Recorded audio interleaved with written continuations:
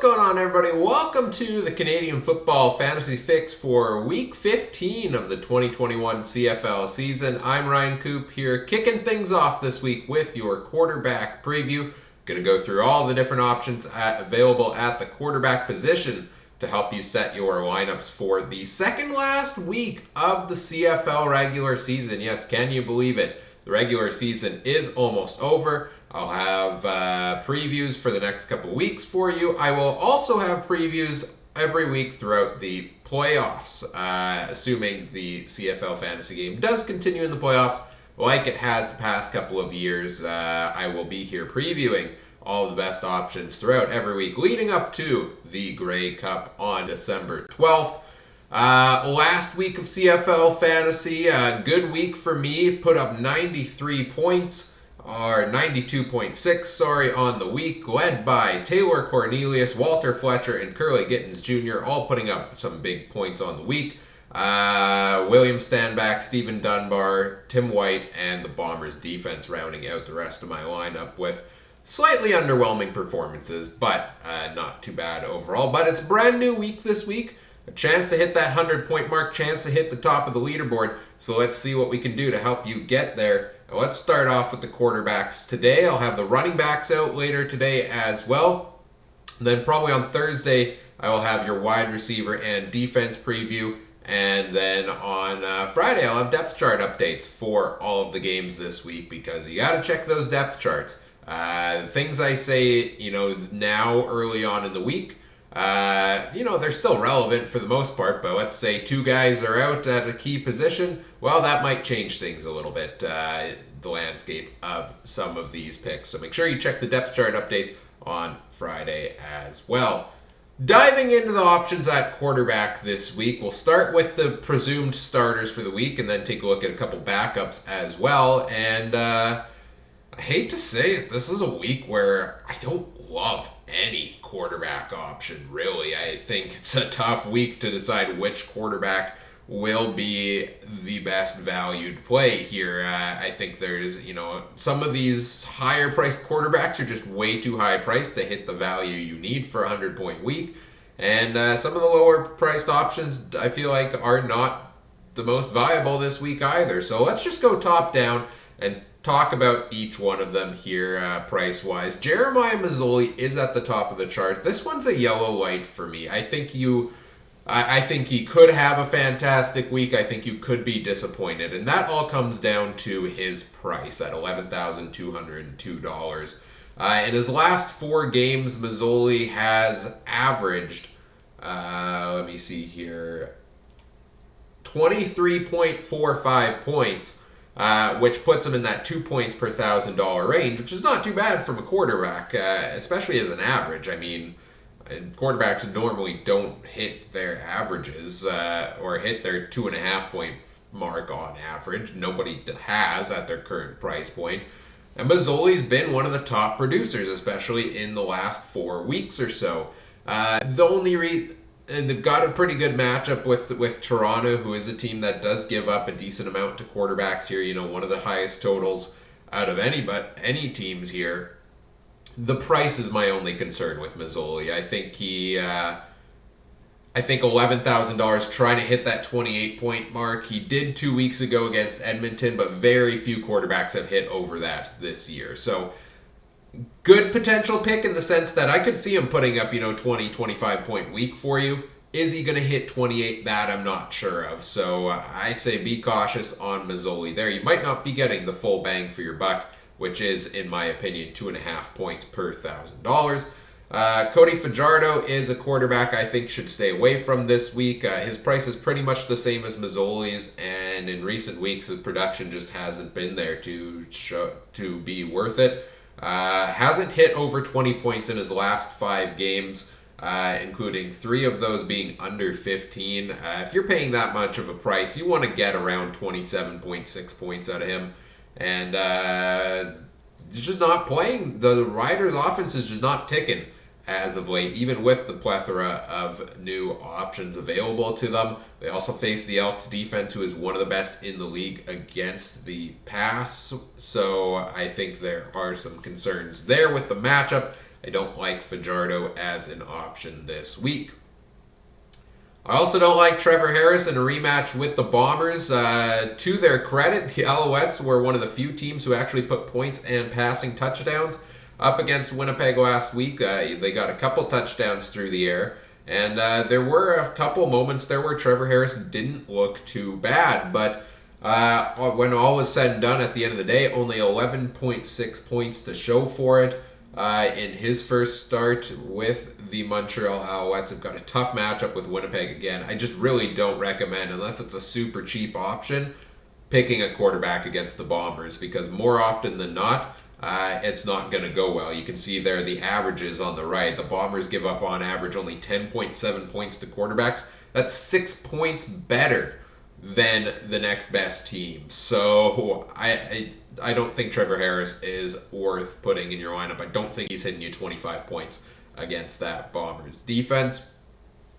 Zach Collaros is an interesting option because he is one of the most consistent quarterbacks, it seems, of putting up solid values here week in and week out. Last week put up 19.2, the week before 22.7. For Zach Collaros. The only thing is that the price is slightly high for me. 24.4 points is, if that's what you're striving for. He did hit that back against BC in week number 9 where he threw for 400 yards. But that's the only time he had hit that total all season long. And my big concern this week is how much is Collaros going to play, because the Bombers have first place locked up. There's 2 weeks left to go in the season. They have a matchup with Calgary next week, which is a big divisional matchup, and depending how Calgary's game with BC goes this week, they could have the potential to, hurt Calgary's chance of making the playoffs. So I see the Bombers perhaps, if they're going to rest anybody down the stretch, it's going to be this week. And so I would be concerned if you're paying $9,700 that Collaros is not going to play the full game for Winnipeg here. So take caution on that note. I'm not sold on him hitting 24.4 points. But if he does play the whole game, I think, we see him hit around an 18, 19 points decently often. So I think that is still a potential play this week in a week of limited good options. Michael Riley of the BC Lions, $9,639. 24.1 points is what you're looking for. The past couple games for Riley, after bouncing back from 3 straight with not so good, he's put up 22.1 and 20.6, which has been pretty good. That's really close. That's a couple points shy of the value you're looking for there from Riley. And certainly having Lucky Whitehead back in the lineup has helped. Dominic Rhymes has played decently well since coming back in the lineup. They've got a bit of help in the run game now with James Butler playing a little bit better. Yeah, Riley's game has gotten a little bit back on track after a couple weeks of disaster there, and which makes him a tempting pick. He's under $10,000. He is one of the cheaper starting quarterbacks available. The only concern I have, and the reason I go yellow light on Michael Riley, is the matchup with Calgary, because the Stampeders, who were one of the teams to basically pick on when you were picking a quarterback earlier this year, gave up so many yards through the air, have dialed it back in a lot in the latter half of the season. I mean, if you look at the totals they give up there, they're right in the thick of it. The Bombers giving up the least, then it's, BC, then it's Montreal, then it's Calgary. In terms of points on average given up against quarterbacks. So the Stampeders have a pretty good defense going for them. It also helps to have Trey Roberson back in the defensive backfield. So I'm a little bit cautious on Riley just based on the matchup there. But this should be a well-contested, heated game between these two teams, fighting for that final playoff spot out west. And I think Riley could be a potential pick there. This week, I'm saying stay away from McLeod Bethel-Thompson of the Toronto Argonauts. Seemed to be one of the go-to potential picks last week against Ottawa, but put up just 9.7 points. I think had 3 or 4 picks in that game against the Red Blacks defense that hasn't really stopped many teams this year. Bethel Thompson is the go-to starting quarterback for Toronto. You know he's going to get all the reps in a key matchup here in the East Division. But in his past 3 games, he's put up 5.5, 9.7, and 9.7. Not exactly glowing performances from McLeod Bethel Thompson. I need to see him get back on track before I go back in his direction. You don't want to get burned by him again. He's averaging 13.1 points a game on the year, and if you're looking to get 23.6, that's pretty far off. I think the price is a bit high on him at this point in time, especially with a matchup against Hamilton, who has shut some teams down and has a pretty good defense. Bo Levi Mitchell, I also have to stay away there. His fantasy totals just haven't been there this year, averaging 10.6 points a game only. In his past 4 games, has only hit the 15-point mark once, never mind hitting the 20-point mark. Matchup with BC is a little bit better. The Lions in the last little while have had one of the worst pass defenses in the CFL in the second half of the season, but Mitchell just either doesn't throw touchdowns or doesn't throw for the yardage or throws a lot of picks. It seems to be one or the other each and every week, and I don't think is worth putting in your lineup, even with the return of Reggie Bagleton, which will certainly help his passing game a little bit. I don't think Bo Levi Mitchell is a good option this week. Taylor Cornelius of the Edmonton Elks is a yellow light to me. Would be a green light if he was still at his salary from last week. I took Cornelius in my lineup last week just because he was a cheap quarterback. You needed like 13 points to get value out of him. And, he gave me even more than that with 22.3. Now his price has gone up a bit where you're looking to get 18.4 out of him. I still like him as one of the better options this week, but this is a guy that's been, a starting quarterback for a number of weeks now, and presumably will be again this week. Nick Arbuckle is practicing, but it seems Cornelius is with the first team offense still. I think 18.4 points is something he can hit. He has hit it, in 2 of his last 4 starts. So I think there is potential there. And in his other 2, he hit 13.4 and 12.6, which is only a couple points off. But the price has risen to the point where, yes, Cornelius is still an inexperienced quarterback. We've seen him throw his fair share of interceptions here. And Edmonton is a team that's always tough to pinpoint where the fantasy performances are going to go. Not to mention the Riders could have a bounce back here in the second half of a back-to-back. I think potentially good pick, but I could see it potentially being an underwhelming day for Taylor Cornelius. So those are your projected starters for the week. Let's take a look at some of the other options available as well, potential backups or guys that could get into the lineup. Matt Schultz was not practicing on Tuesday, which means, in my opinion, I would assume Trevor Harris is going to get the start again this week for Montreal, but if Matt Schultz does get in the lineup, big if on that, $8,886, still at that price point, 22.2 points is what you want against that Bombers defense. I don't see him hitting that.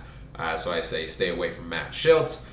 Dane Evans should just be in a purely backup role again this week. I would assume Mazzoli they're going to roll with him the way with how well the Ticats have been playing as of late. $8,406, 21 points. If he's just a backup, you're not getting that. So stay away from Dane Evans.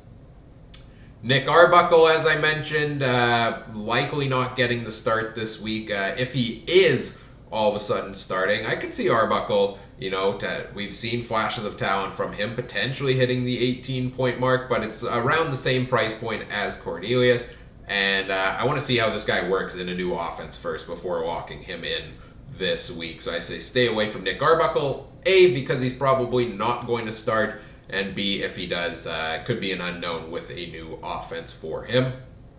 And then we get into the most intriguing play to me of the Week 15 slate here at quarterback. Sean McGuire of the Winnipeg Blue Bombers. $5,000 salary for the backup Winnipeg quarterback. You're looking for 12.5 points.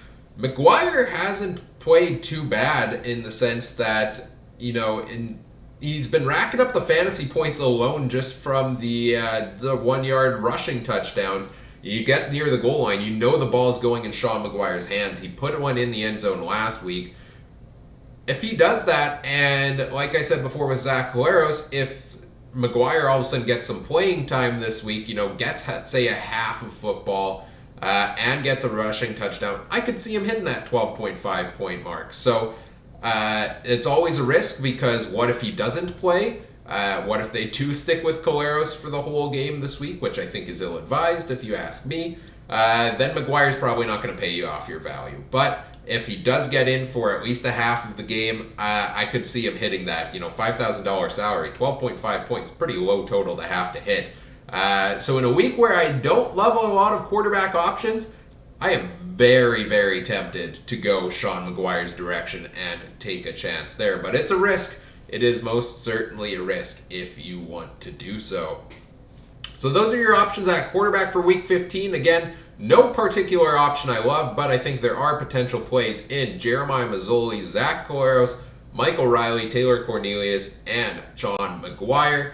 Stay tuned later today. I'll have your running back preview out as well to go through all of the options at that position. Should be another fun one to talk about this week with a couple timeshares and a couple question marks at the running back position this week. And stay tuned on Thursday. I'll have your wide receiver and defense preview. And Friday, I'll have your depth chart updates as well to help you get all set for locking in your lineups for week number 15. Do all the YouTube things, like, comment, subscribe. Let me know what you liked, what you didn't. If you have any fantasy questions, put them in the comments section or tweet them at me at CooperTrooper42 on Twitter. Link to that's in the description. And if you want to play CFL Fantasy alongside myself and other viewers, still 2 weeks left in the regular season. You can find a link in the description to the Canadian Football Fantasy Fix group over on the official CFL Fantasy site and play alongside myself and other viewers this week and the rest of the CFL season and the playoffs. As always, thanks for watching. Take care. Have a good one. Bye.